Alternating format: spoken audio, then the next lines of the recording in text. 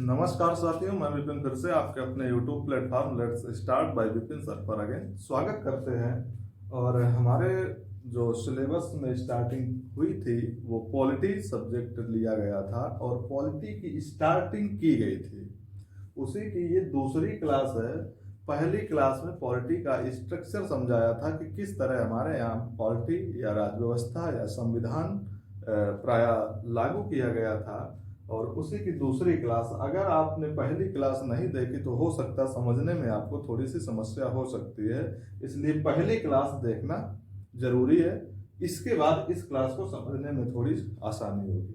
हमने उसमें पहले रेगुलेटिंग एक्ट 1773 स्टार्ट किया था और उसकी स्टार्टिंग के बाद हमने कोशिश की है कि रेगुलेटिंग एक्ट 1773 जब आया था तो संवैधानिक रूप से या राज्य व्यवस्था में किस तरह के उन्होंने परिवर्तन किए थे, क्या क्या चीजें उन्होंने जोड़ी थी।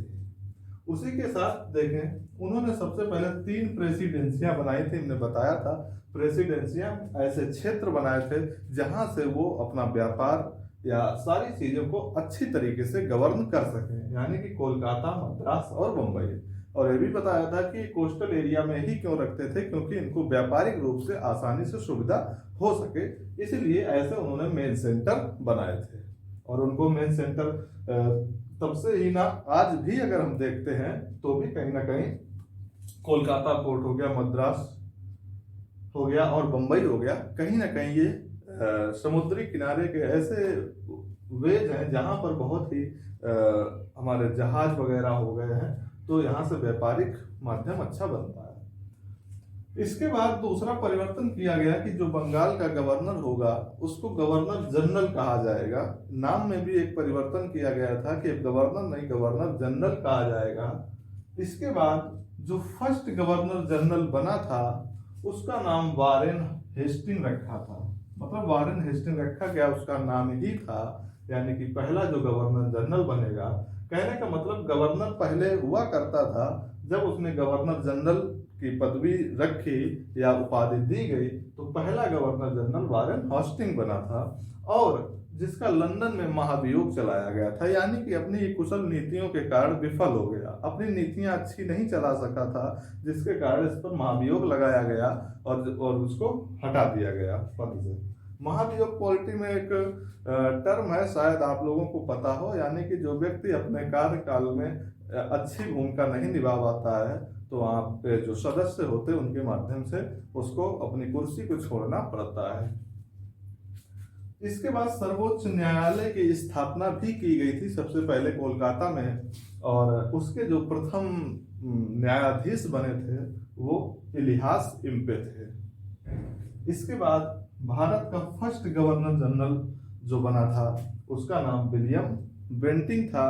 और इसके बाद कंपनी के अधीन जो कंपनी थी उसके अधीन पहला गवर्नर जनरल था वो लॉर्ड माउंटबेटन था। कंपनी के अधीन प्रथम गवर्नर जनरल लॉर्ड माउंटबेटन बनाया गया था। स्वतंत्र भारत का अंतिम, हम सिर्फ मेन चीज को समझते आ रहे हैं कि कौन कब बदला था, और स्वतंत्र भारत यानी कि ये प्रक्रिया ऐसे चलते चली आई, फिर हमारा भारत स्वतंत्र हुआ। स्वतंत्र भारत का अंतिम गवर्नर जनरल जो बना, सबसे लास्ट गवर्नर जनरल, वो चक्रवर्ती राजगोपालाचारी हुआ करते थे। चक्रवर्ती राजगोपालाचारी हुआ करते थे, जिनका उपनाम जो है राजा जी के नाम से भी जानते हैं। इसके बाद इसमें एक और सबसे बड़ी चीज की गई इस रेगुलेटिंग एक्ट में कि निजी व्यापार, यानी कि निजी व्यापार का मतलब कोई भी कंपनी होती थी, अगर कोई उसमें काम कर रहा है तो वो लोग जो हैं उसमें कार्यरत कर्मचारी कह सकते हैं, वो निजी व्यापार नहीं कर सकते हैं, वो कंपनी के माध्यम से ही अपना व्यापार कर सकते हैं। इसके बाद रिश्वत की प्रक्रिया भी बंद कर दी गई थी, यानी कि अब इतना स्ट्रिक्ट माहौल कर दिया था कि रिश्वत, कालाबाजारी वगैरह नहीं चलेगी। इस रेगुलेटिंग एक्ट में इतनी सारी चीजें की गई थी। कहीं ना कहीं संवैधानिक प्रक्रिया में थोड़ी सी शुरुआत हुई थी, माहौल जो था थोड़ा स्ट्रिक्ट किया गया था। इसके बाद आता है पिट्स इंडिया एक्ट, यानी कि इसी का अपडेटेड रूप। दूसरी बार पिट्स इंडिया एक्ट 1784, कह सकते हो रेगुलेटिंग एक्ट 1784, लेकिन उसको ये नाम ना कह के हमने क्या कह दिया, पिट्स इंडिया एक्ट 1784। इसमें कुछ खास चीजें नहीं की गई थी, ये भी एक नियम कानून हमने बताया था कि पिछला नियम में जो गड़बड़ियां होंगी अगले नियम में हम क्या करेंगे, सुधार कर लेंगे।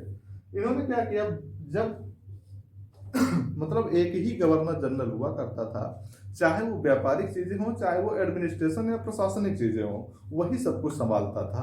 तो इन्होंने कहा कि एक ही व्यक्ति पर सारी चीजें हैं, कह सकते कि वर्कडन ज्यादा है, आदमी संभाल नहीं सकता है। अब हमने दो अलग अलग शाखाएं बांट दी, एक व्यापारिक चीजें अलग कर दी और प्रशासनिक चीजें अलग कर दी। दो चीजें, दो स्ट्रीम अलग अलग बांटी और दो लोग उसको संभालने वाले।